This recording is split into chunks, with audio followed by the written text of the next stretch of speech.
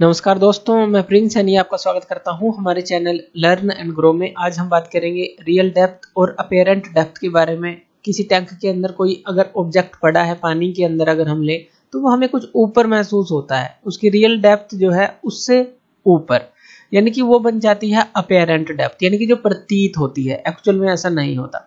एक एग्जाम्पल ले लेते हैं, इसको फिगर के थ्रू समझ लेते हैं।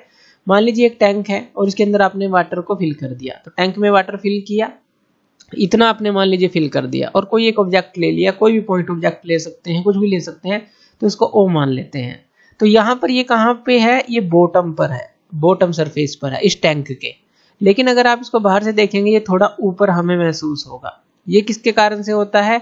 ये रिफ्रैक्शन के कारण से होता है, जो हम पढ़ रहे हैं, लाइट की रिफ्रैक्शन के कारण से। तो चलिए इसको समझते हैं।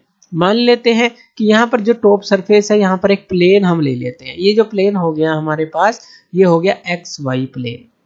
और इसी प्लेन से हम दो रे ले लेते हैं। मान लीजिए एक रे आई जो नॉर्मली जो है इससे इंसिडेंट करेगी, और इंसिडेंट करेगी नॉर्मली, तो वो अपने पाथ को जो है एक स्ट्रेट पाथ जो है फॉलो करेगी।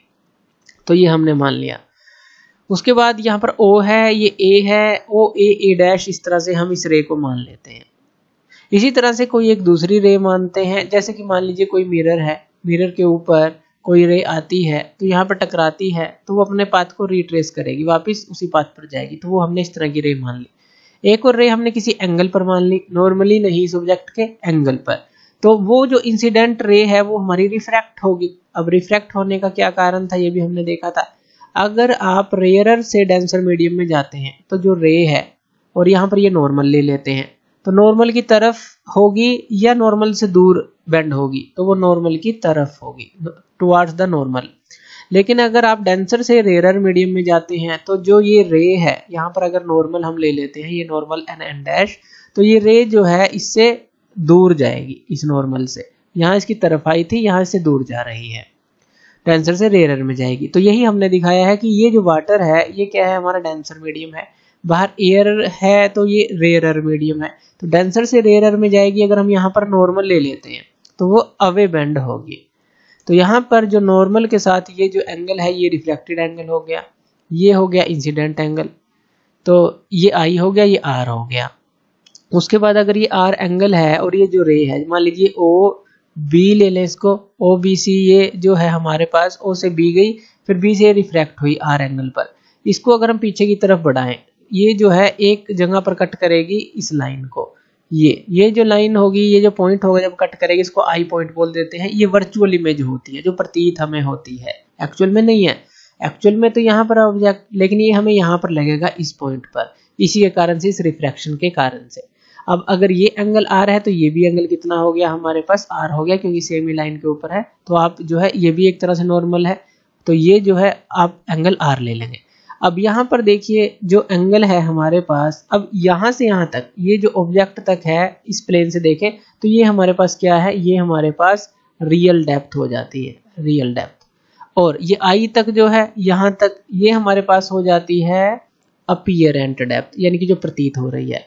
रियल डेप्थ को हम मान लीजिए x बोल देते हैं, अपीयरेंट डेप्थ को हम y मान लेते हैं, यानी कि a से i तक y हो गया और a से o तक x हो गया।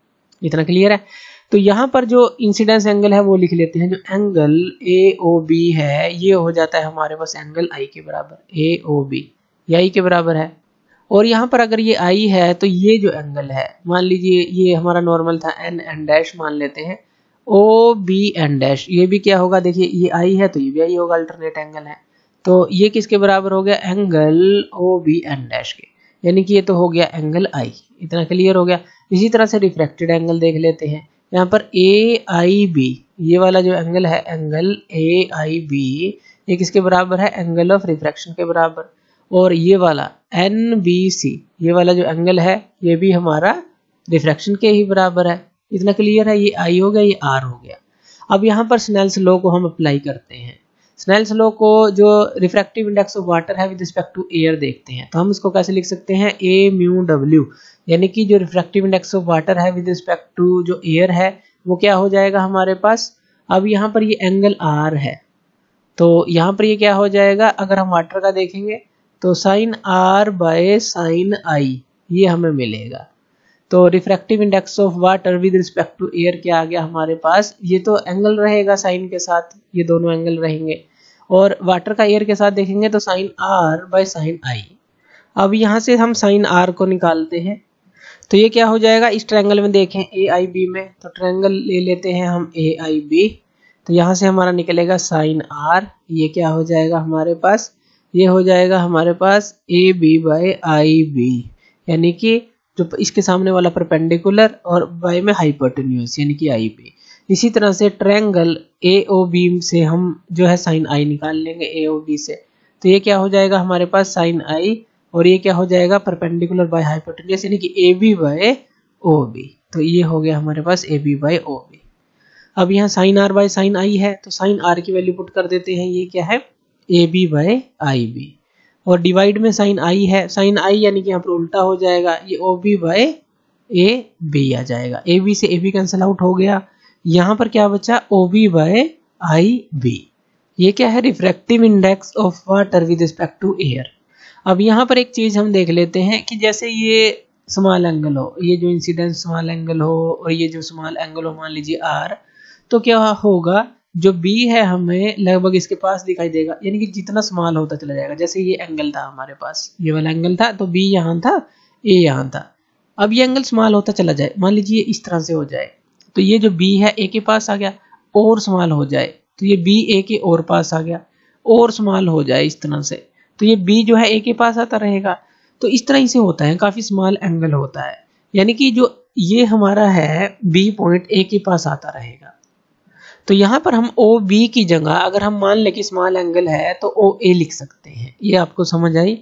तो अगर एंगल स्मॉल है तो ओ ए बाय आई बी लिख सकते हैं, ओ बी की जगह हम ओ ए लिख सकते हैं, यानी कि बी ये स्मॉल होता चला जाएगा, इसके पास आता चला जाएगा जैसे जैसे एंगल कम होगा।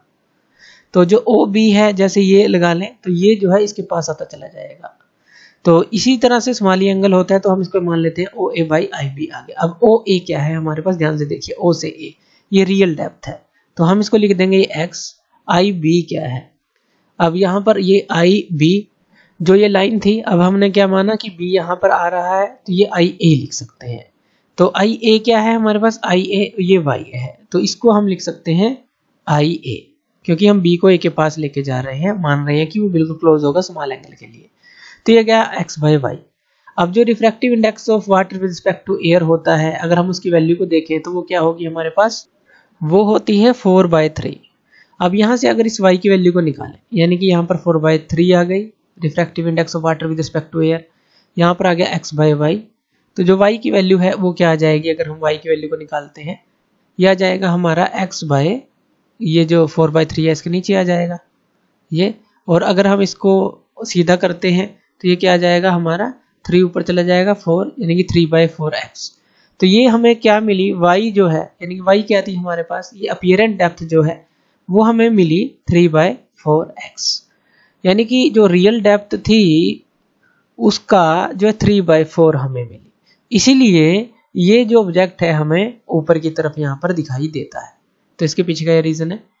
अगर हम ये नॉर्मली ले रहे हैं रे इस तरह से, तो उसके लिए तो ये रिलेशन है ही, लेकिन अगर किसी एंगल ऑफ ओब्लिक कोई एंगल लेंगे तो वहां पर भी हम इस रिलेशन को निकाल सकते हैं। जैसे ये तो नॉर्मली ली कोई ओब्लिक एंगल पर ले लेते, जैसे कोई एक रे इस तरह से ले लेते, तो यहाँ से वो रिफ्रैक्ट होती, जैसे यहाँ से यहाँ जाती और यहाँ से इस नॉर्मली के अकॉर्डिंग वो रिफ्रैक्ट होती।